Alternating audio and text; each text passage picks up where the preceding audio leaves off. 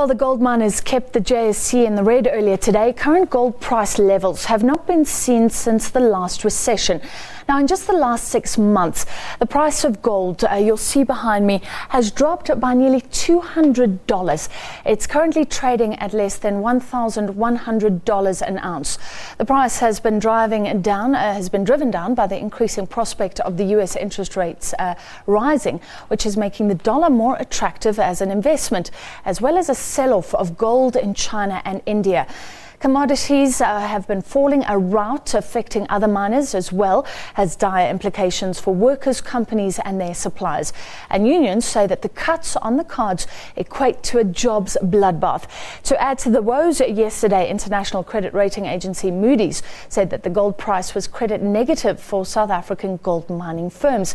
To discuss, we're joined by Moody's analyst Douglas Rowlings from Dubai. He joins us via Skype. Good evening to you, Douglas. Are the gold miners Anglo Gold and Goldfields set to be downgraded, and what are the implications of that?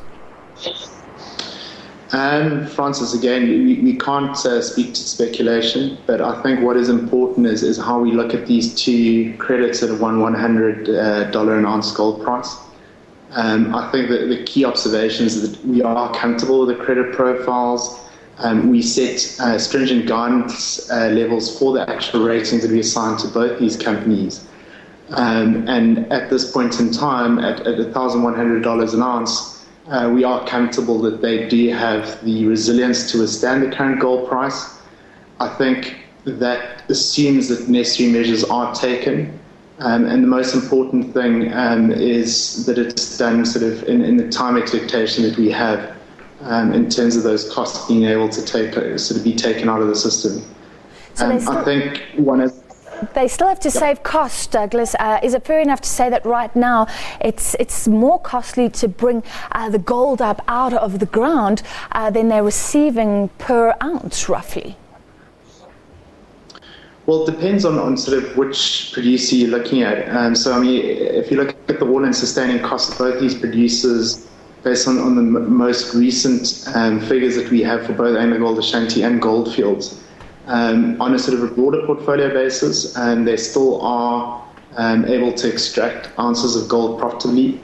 I think that what a lot of people aren't factoring as well is that there is relief in terms of a weakening rand against a strengthening dollar. So there is some degree of relief in terms of the cost basis. But you're right, costs need to be taken out of the system. And I think the question that we're asking at the moment is back in 2013, there was a lot more low-hanging fruit and how easy those costs can be taken out of the system. Does that mean job losses, Douglas? And it would be terribly sad if it does. We've had announcements from Lonmin Platinum, from Anglo American just in the last few days, thousands of cuts on the cards. I think they're going to look at sort of all cost bases.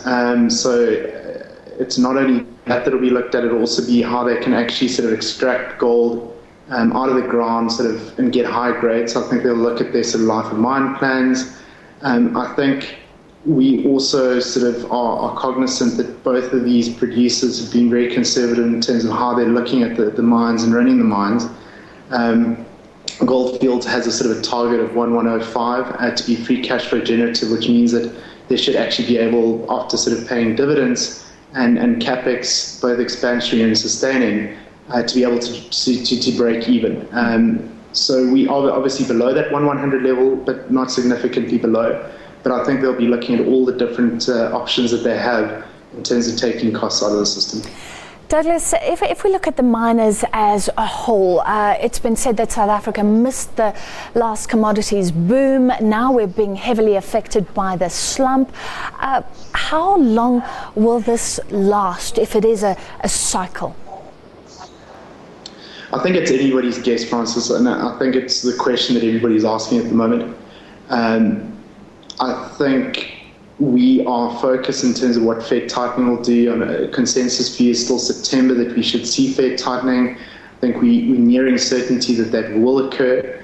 And there are various ramifications that Fed tightening will have, not only in terms of a stronger dollar with gold being dollar denominated, but the impact that it could also have on consumer markets, where you've got the greatest sort of physical demand coming out of China and India, and the ramifications it could have for gold demand. So I think that is the one sort of focal point. But I mean, we're obviously tracking sort of the most recent number that I looked at just a few minutes ago is $1,094 an ounce. It seems to be sort of hovering below that 1,100 level, and as you correctly pointed out, I mean, we had a 5-year low.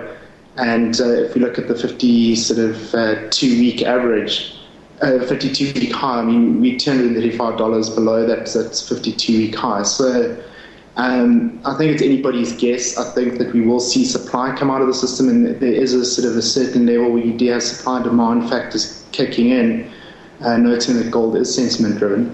But it's still largely uncertain in terms of where we see the gold price going forward. Doug, final question, and pretty quickly, what does this mean for South Africa? We're not driven by gold mining anymore, but important for exports. Job losses have implications for everyone. What do you think about the ripple effect for our economy? Well, I think the good thing with South Africa is there's been relief in terms of the rand-dollar exchange rate. So you've had a weakening in the gold price. I mean, if you look most recently, and by that I mean sort of the last 3 months, it actually has retraced by more. But I mean, if we're looking sort of longer term, sort of the last 12 months, the rand's weakened more than the gold price. So a lot of these operations still look pretty good. At the current gold price, we're looking at rand. Okay, we've lost Douglas Rowlings there, but he gave us some analysis from Moody's in Dubai.